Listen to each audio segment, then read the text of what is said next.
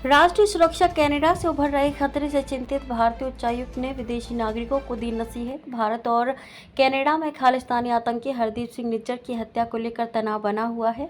इस बीच कनाडा में भारत के उच्चायुक्त संजय कुमार वर्मा ने दोनों देशों के बीच संबंधों को दशकों पुराने मुद्दों के रूप में वर्णित किया है, जो दुर्भाग्यपूर्ण अपराधों और कनाडा की भूमि से उत्पन्न खतरों के साथ फिर से उभर आए हैं। मॉन्ट्रियल में मंगलवार को एक कार्यक्रम में भारतीय राजदूत ने कहा कि भारत में क्या होगा ये निर्णय भारतीय करेंगे, न कि विदेशी इसका फैसला करेंगे।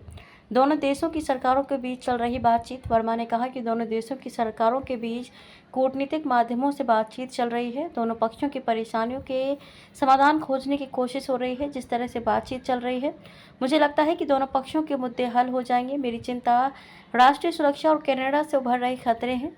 ये खतरे काफ़ी हद तक कनाडाई नागरिकों की ओर से हैं। हम किसी भी दिन बात करने के लिए तैयार हैं और हम ऐसा कर रहे हैं। हम इस मुद्दे को सुलझाने की कोशिश कर रहे हैं। भारत जाकर चुनाव प्रक्रिया में भाग लें। भारतीय उच्चायुक्त ने दोनों देशों के बीच वर्तमान संबंधों पर कहा कि यदि विदेशों में रहने वाले भारतीय भारत के भाग का फैसला करना चाहते हैं तो बेहतर होगा कि वापस जाएं और चुनाव प्रक्रिया में भाग लें। हर 5 साल में भारत में राष्ट्रीय स्तर पर चुनाव होते हैं। इसी तरह भारत के राज्यों में भी चुनाव होता है। उन्होंने कहा कि जब हम द्विपक्षीय संबंधों में दो देशों को रणनीतिक साझेदार और मित्र कहते हैं तो हम उम्मीद करते हैं कि दोनों देश एक दूसरे के दृष्टिकोण को समझें। दुर्भाग्य से कुछ मुद्दे रहे हैं और ये कोई नई बात नहीं है। दशकों पुराने मुद्दे फिर से उठे हैं।